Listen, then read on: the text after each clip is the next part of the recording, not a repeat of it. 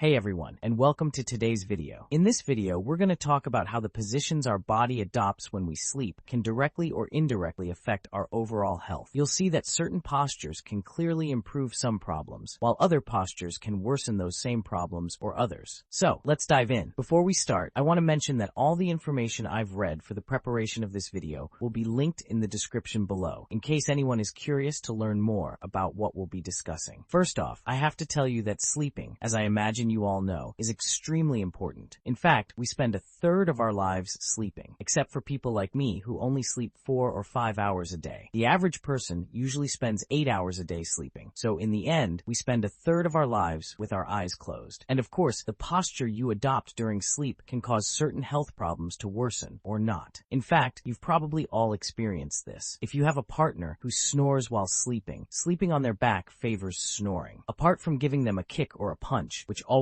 works well, making the person sleep on their side, whether it's the right or left side, helps facilitate ventilation and the entry of air into the lungs, preventing the apneic process that is usually at the origin of snoring. Sleeping on your stomach is obviously not very suitable either. If you don't have any health problems, nothing will happen. But if you have any respiratory difficulties or are a smoker, it can worsen some respiratory symptoms. Now let's analyze something that I find extremely curious and had never considered before, whether it's better or worse to sleep on your right or left side. It seems, and all the literature I've consulted corroborates this, that it's somewhat more beneficial to sleep on your left side. If you're a healthy person, it won't matter whether you sleep on your right or left side, but it's true that in certain circumstances, sleeping on your left side gives us certain benefits. Sleeping on your left side favors more effective lymphatic drainage. There's a very interesting study from the journal Neuroscience in the United States that says that by promoting this lymphatic drainage, certain toxins that can appear in the brain of people who either already have a problem like Alzheimer's or are beginning to develop it can be eliminated through this route. It's just one study, and I can't imagine it being the solution to this problem, but it can promote correct lymphatic drainage, which in turn favors brain activity. But what's clear, and this would be the answer to the question posed in the title of this video, is that sleeping on your left side would make it more difficult to put pressure on the aorta, the main artery of the human body that is essential for irrigating our entire organism. Making a person sleep on their left side would optimize general blood circulation. The consequences or benefits that this posture can have, basically due to this lack of anatomical pressure on the aorta, are many. You'll have less risk of having a thrombus, an embolism, etc. Moreover, it has also been seen that sleeping on the left side makes the venous return through the inferior vena cava more optimal, meaning that the blood returns to the heart more easily. This is also very beneficial for the same reasons as the aorta. So, is sleeping on the left side better for the heart? It seems so. There are other benefits that I honestly didn't know about and that I also find very interesting. Firstly, sleeping on the left side would give us better digestion during the night, basically because our organs are not in the center. The stomach is a little to the left, so if you sleep on your right side, they would be hanging more, whereas on the left side, they are more relaxed and in their natural position. There are several studies that justify this, which will appear below in the description. And finally, sleeping on your left side, and this also applies to the right side, puts less pressure on the spine. The spine also needs to rest. It's the skeleton, the cane on which everything rests. If we didn't have a spine, we would be like amoebas. Logically, the ideal posture for the spine to rest is to sleep on your side, and it seems that sleeping on the left side is somewhat better. Alright, that's all for today. Thank you very much for watching, and we'll see you in the next video. Take good care of yourselves.